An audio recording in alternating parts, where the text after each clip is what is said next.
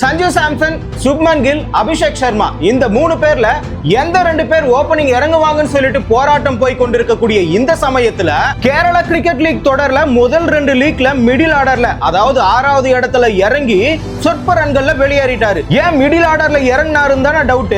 ஆசிய கோப்பையில kill wise கேப்டனா ஆக்கியதுனால playing லெவல்ல கண்டிப்பா இருப்பாரு. அது மட்டும் இல்லாம கம்பீர பொறுத்த வரைக்கும் லெப்ட் ரைட் காம்போ ரொம்ப ரொம்ப முக்கியம் என்பதனால அபிஷேக் சர்மாவை களமிறக்க வாய்ப்பு அதிகம். இதனால மிடில் தேர்வு செஞ்சு விளையாடினாரு சஞ்சு சாம்சன். அது சரியா கை கொடுக்கல. 3வது லீக்ல ஓபனிங் இறங்கி சதம் அடிச்சு கொடுத்தாரு. 4வது லீக்ல 46 பாலுக்கு 9 6 4 4 அடிச்சு 89 ரன்னை குவிச்சு நான் தான் ஓபனிங் ஆடுவேன்னு நிரூபித்து காட்டியிருக்கிறார். அது மட்டும் இல்லாம ஒரே பால்ல 13 ரன்னை விளாசி புதிய சாதனையை படைச்சிருக்கிறாரு.